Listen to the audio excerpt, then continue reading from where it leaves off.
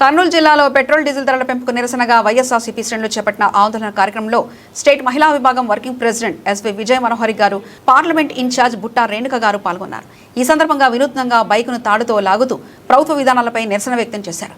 ఈ సందర్భంగా ఆమె మాట్లాడుతూ ఎన్నికల సమయంలో ప్రజలకు హామీలు ఇచ్చిన ప్రభుత్వం ఇప్పుడు ఇంధన ధరల భారం పెంపడం దారుణమన్నారు. పెట్రోల్ డీజిల్ ధరల పెంపుతో సామాన్యులు, రైతులు, చిన్న వ్యాపారులు తీవ్ర ఇబ్బందులు ఎదుర్కొంటున్నారని ఆవేదన వ్యక్తం చేశారు. ప్రభుత్వం వెంటనే ప్రత్యేక వ్యాట్ సెస్లను తగ్గించి ప్రజలకు ఉపశమనం కల్పించాలని డిమాండ్ చేశారు. అనంతరం అధికారులకు వినతి పత్రం అందజేశారు. ప్రజా వ్యతిరేక నిర్ణయాలు కొనసాగితే వైఎస్ఆర్సీపీ ఆధ్వర్యంలో మరింత ఉధృతంగా ఉద్యమాలు చేపడతామని హెచ్చరించారు.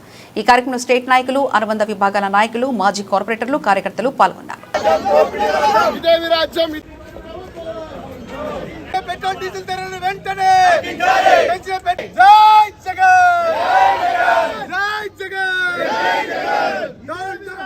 ఇదేమి రాజ్యం, దొంగల రాజ్యం, దోపిడీ రాజ్యం, ఇదేమి రాజ్యం, ఇదేమి రాజ్యం, దొంగల రాజ్యం, దోపిడీ రాజ్యం. పెంచిన పెట్రోల్ డీజిల్ కూటమి ప్రభుత్వం, పెంచిన పెట్రోల్ డీజిల్ దొంగల రాజ్యం, దోపిడీ రాజ్యం, ఇదేమి రాజ్యం, దొంగల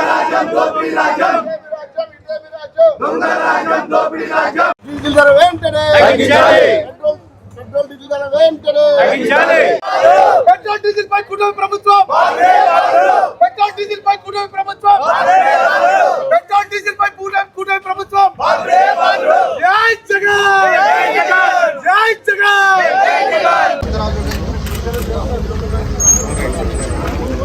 ఓకే సార్.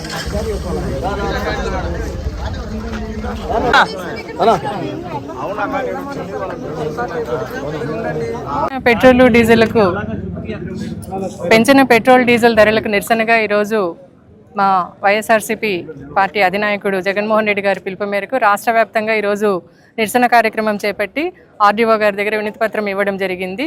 వెంటనే పెంచిన పెట్రోల్ డీజిల్ ధరలను తగ్గించాలా, దీనివల్ల ప్రతి ఒక్కరు కూడా ఎఫెక్ట్ అవుతూ ఉన్నారు. ముఖ్యంగా రైతులు, రైతులకు కావాల్సిన వస్తువులైతేనేమి, రైతు ఆధారిత ఖర్చులైతేనేమి విపరీతంగా పెరుగుతాయి. అంతేకాకుండా సామాన్య మధ్యతరగతి మానవులకు ప్రతి ఖర్చు కూడా పెరుగుతుంది. నిత్యావసరాల వస్తువుల ధరలు పెరుగుతాయి.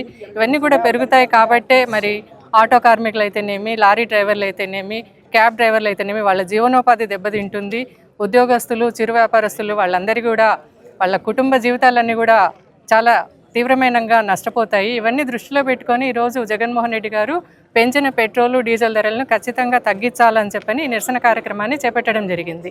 మరి ఇదే కూటమి ప్రభుత్వము అధికారంలోకి వచ్చే ముందు మేనిఫెస్టోలో చెప్పినారు చంద్రబాబు నాయుడు గారు, మేము అధికారంలోకి వస్తే వెంటనే పెట్రోలు, డీజిల్ ధరలు తగ్గిస్తాము అని చెప్పని.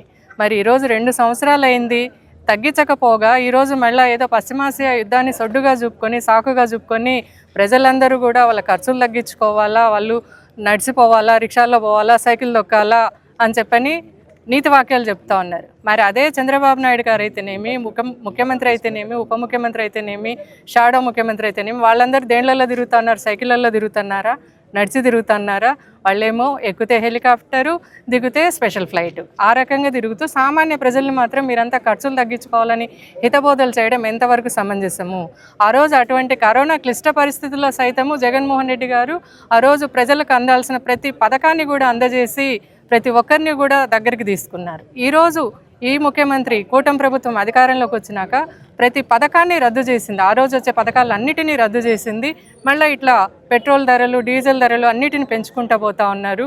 మరి దేశంలో చూస్తే ఎక్కడా కూడా మన రాష్ట్రంలో ఉన్నంత రేటు పెట్రోల్ కానీ డీజిల్ కానీ ఇంత రేట్లో ఎవరు అమ్ముతలేరు. ఏమంటే సెస్ అంటారు, అదంటారు, ఇదంటారు. ఏదైనా సరే కూటమి ప్రభుత్వం అధికారంలోకి వచ్చినారు కాబట్టి ఈరోజు వాళ్ళ మేనిఫెస్టోలో చెప్పిన విధంగా ఈరోజు ఖచ్చితంగా పెట్రోల్, డీజిల్ ధరలను తగ్గించాలా, ప్రతి ఒక్కరికి అందుబాటులో ఉండాలా అని చెప్పని మేము వైఎస్ఆర్సీపీ శ్రేణులు అందరం కూడా డిమాండ్ చేస్తూ ఉన్నాము. అంతవరకు కూడా ఈ నిరసన కార్యక్రమాలు ఖచ్చితంగా జరుగుతాయని చెప్తున్నాను. అంతేకాకుండా మరి ఎలక్షన్ కమిషన్ దృష్టికి కూడా ఒక విషయం తీసుకొని పోవాలనుకుంటున్నాము. ఏదైతే రాజకీయ పార్టీలు అధికారంలోకి రావడానికి మేనిఫెస్టోలు అని చెప్పని వాళ్ళు అల్లవి కానీ అసాధ్యమైన ప్రతి పథకాలను దాంట్లో చేర్చి ప్రజలను మభ్యపెట్టి వాళ్ళు అధికారంలోకి వస్తూ ఉన్నారు. ఇలా కాకుండా ఎలక్షన్ కమిషన్ మేనిఫెస్టోల మీద కూడా నిఘా పెట్టి ఒక చట్టాన్ని చేయాలి. ఎవరైతే ఏ గవర్నమెంట్ అయితే మేనిఫెస్టోలో పెట్టినటివి అమలు చేయకుండా ఉంటారో వాళ్ళందరినీ కాల్ బ్యాక్ చేసే అధికారం కూడా ఎలక్షన్ కమిషన్ ఉండాలని చెప్పని నేను ఈ సందర్భంగా మనవి చేస్తూ ఉన్నాను. మరి ఈరోజు చంద్రబాబు నాయుడు అంటేనే మోసము, దగ, మభ్యపు మాటలు అని చెప్పని ప్రజలందరికీ కూడా తెలిసిపోయినాయి. ప్రజలందరూ కూడా మరొకసారి ఆలోచించి ఏ రకంగా మనం ఈ కూటమి ప్రభుత్వం వల్ల నష్టపోతున్నాము, ఇబ్బందులు పడుతున్నాము అనేది గమనించి రేపు రాబోయే స్థానిక సంస్థల ఎలక్షన్లలో అయితేనేమి, జనరల్ ఎలక్షన్లలో అయితేనేమి ప్రతి ఒక్క దాంట్లో కూడా మీ యొక్క మార్కు చూపించి ఈ కూటమి ప్రభుత్వాన్ని గట్టిగా బుద్ధి చెప్పాలని చెప్పని నేను మీ అందరి తరపున కోరుకుంటున్నాను.